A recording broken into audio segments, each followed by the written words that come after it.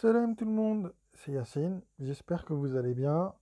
Alors, avant d'entamer cette première vraie vidéo sur, sur cette nouvelle chaîne, je tiens tout de même à présenter des excuses parce que j'ai supprimé mon ancienne chaîne sans prévenir quiconque. Voilà, donc je vous présente quand même des excuses pour ça. Voilà, si je l'ai fait, c'est parce que j'étais saoulé, honnêtement. J'étais vraiment saoulé, non pas par le Coran, mais par le comportement de beaucoup de personnes. Donc voilà, bon, bref, voilà, parenthèse fermée, vous le savez maintenant. Bon, alors ce matin, j'ai envie de parler de la sourate Al-Fatiha, de la première sourate du Coran. Alors vous allez me dire, mais Yacine, pourquoi tu veux nous parler de la Fatiha? Alors je veux parler de la Fatiha pour la simple et bonne raison que c'est la sourate que tout le monde connaît. Tout le monde la connaît, mais la plupart d'entre nous, 99,9% des personnes qui se disent musulmanes, n'en tirent absolument aucune leçon en vérité de cette sourate. Euh, D'ailleurs, petite boutade pour ceux qui n'aiment pas les gens qui ne suivent que le Coran, euh, la sourate Al-Fatiha elle-même vous donne l'état d'esprit dans lequel ceux qui suivent que le Coran et qui rejettent la Sunna se trouvent. Mais on va y revenir, on va y revenir plus tard. Donc, euh, nous allons commencer. Donc, Bismillah ar-Rahman ar-Rahim. A'udhu billahi minash shaitanir rajim. Alors, donc, euh, je ne vais pas vous la réciter en arabe, parce que de toute façon, il y a très peu d'arabophones parmi nous. On va pas se le cacher. Donc, je préfère faire cela en français. Bien sûr accompagné d'un peu d'arabe, mais 80% de la vidéo va être en français. Donc, le premier verset de la sourate Al-Fatiha, c'est au nom de Dieu, le Tout-Puissant, le Miséricordieux. Hein. Ça commence comme ceci. D'accord? Ça commence comme ceci. En arabe, donc c'est Bismillah ar-Rahman ar-Rahim. Bien. Donc déjà, ça commence par des attributs divins, par les attributs d'Allah.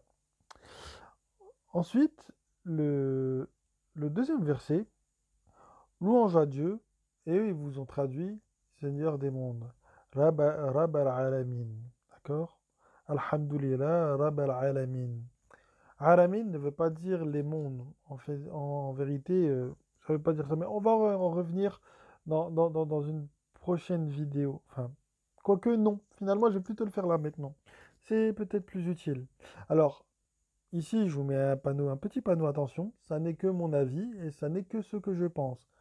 Donc je vous partage simplement ma pensée. Ça veut pas dire que ce que je vais dire est forcément la vérité absolue, mais en tout cas, c'est ma pensée. Donc quand on dit Rab al-Alamin, le mot Rab veut dire pardon, enseignant ou enseigneur, selon votre convenance. Mais moi, je préfère dire enseignant, enseignant des savoirs. D'accord? Donc, il est le Rab al-Alamin. Les Alamin, c'est des personnes qui ont choisi Allah comme Rab. Alamin qui vient de ilm, le savoir, la connaissance.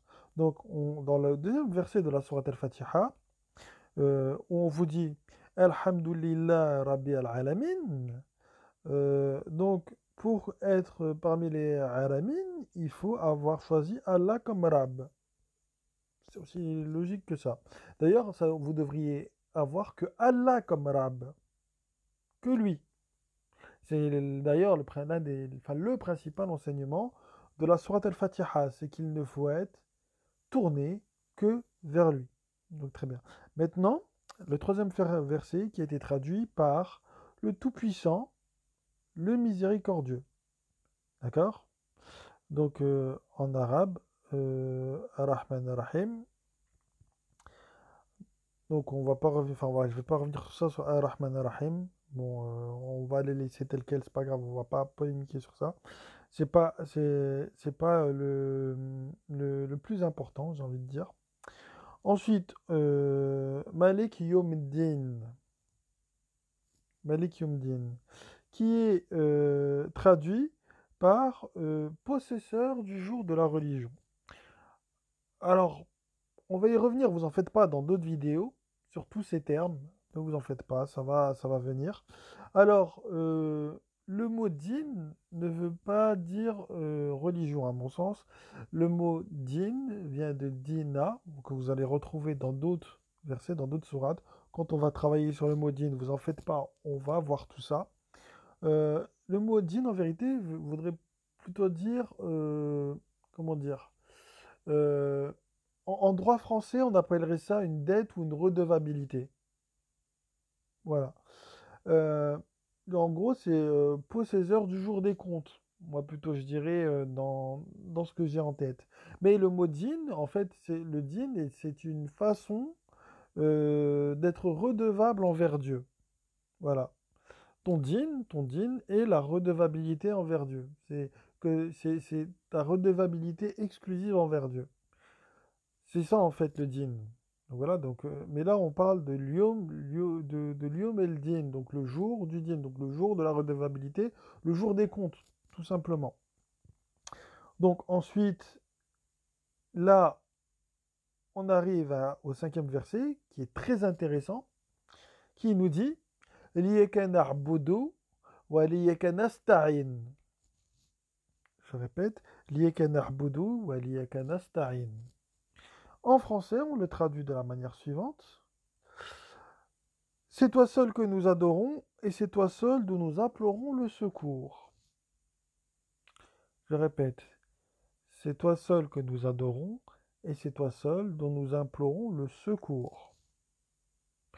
Voilà, ibada, pour moi, c'est plus l'obéissance, mais bon, on reviendra encore une fois sur ça plus tard, vous en faites pas. Mais là, on nous dit quand même, c'est toi seul. C'est toi seul. Liyeka na'budu wa liyeka nasta'in. Et c'est à toi seul dont nous implorons ou vers qui nous cherchons le secours. Aujourd'hui, les musulmans, c'est pas ce qu'ils font quand même. À moins que j'ai raté quelque chose. Mais il ne me semble pas que les musulmans, en tout cas aujourd'hui, d'ailleurs sur le terme musulman, on va y revenir aussi dans d'autres vidéos. Donc aujourd'hui, les musulmans ne se tournent pas vers Dieu seul. À moins que j'ai raté un truc.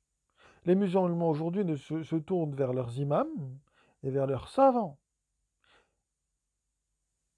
Donc du coup, ils n'ont pas Allah comme seul Rabb, et ils n'ont pas non plus, enfin, leur attention n'est pas tournée vers Dieu seul. Ce n'est pas que vers lui enfin, ce n'est pas que vers lui enfin, ce n'est pas à lui qu'ils obéissent, en tout cas, et ce n'est pas non plus à lui seul dont ils implorent le secours. Ils implorent le secours de la terre entière, mais pas de Dieu.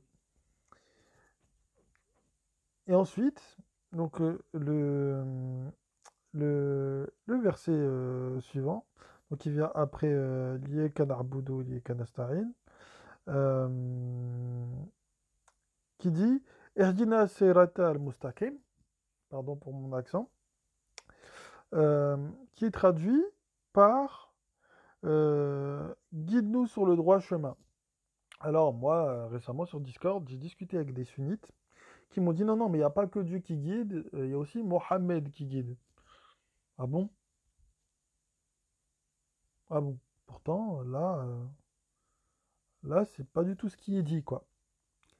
Je suis désolé, mais Erdina Serat al-Mustaqim, non, c'est pas Mohammed. C'est à Allah qu'on demande la guider. D'ailleurs, c'est Allah seul qui guide. Et d'ailleurs, c'est une chose que ceux qui sont voués au Coran ont compris. C'est que ça ne sera jamais un imam qui vous guidera. Un imam, enfin, pardon de le dire ainsi, mais pour moi, les imams ne connaissent pas le Coran.